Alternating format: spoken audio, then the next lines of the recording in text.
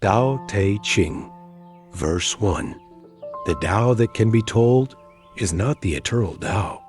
The name that can be named is not the eternal name. The nameless is the origin of heaven and earth. The named is the mother of all things. Thus, constantly without desire, one observes its essence. Constantly with desire, one observes its manifestations.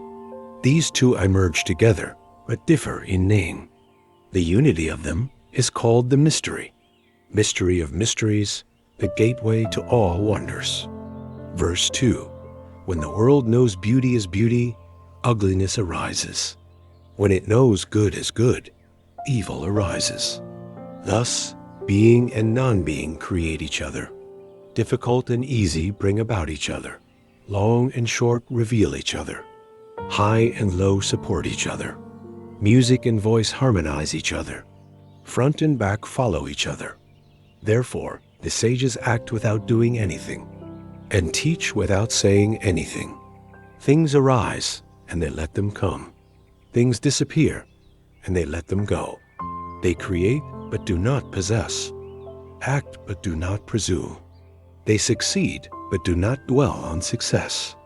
That's why it never goes away. Verse 3.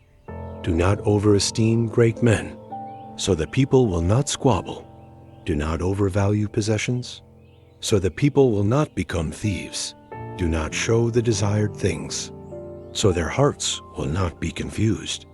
The sages lead by emptying people's minds and filling their bellies by weakening their ambition and strengthening their bones.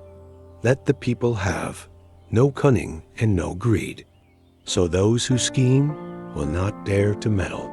Practice not doing, and nothing will be beyond control. Verse 4.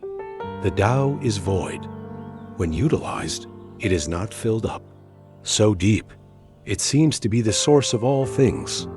It blunts the sharpness, unravels the knots, dims the glare, mixes the dusts. So indistinct, it seems to exist. I do not know whose offspring it is. Its image is the predecessor of the emperor. Verse 5. Heaven and earth are impartial. They regard myriad things as straw dogs. The sages are impartial. They regard people as straw dogs. The space between heaven and earth, is it not like a bellows? Empty, and yet never exhausted. It moves and produces more. Too many words hasten failure, cannot compare to holding on to the center. Verse 6. The valley spirit, undying, is called the mystic female. The gate of the mystic female is called the root of heaven and earth. It flows continuously, barely perceptible. Utilize it. It is never exhausted. Verse 7. Heaven and earth are everlasting. The reason heaven and earth can last forever is that they do not exist for themselves. Thus, they can last forever. Therefore, the sages place themselves last, but end up in front, sacrifice themselves, and yet survive. Is it not due to their selflessness? That is how they can achieve their own goals. Verse 8. The highest goodness resembles water. Water greatly benefits all things without contention. It stays in places that people dislike.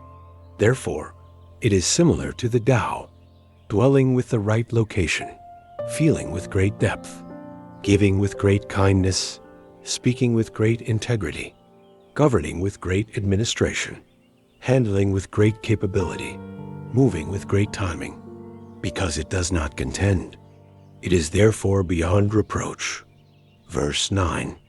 Holding a cup and overfilling it cannot be as good as stopping short. Pounding a blade and sharpening it cannot be kept for long. Gold and jade fill up the room. No one is able to protect them. Wealth and position bring arrogance and leave disasters upon oneself. When achievement is completed, fame is attained. Withdraw oneself. This is the Tao of heaven.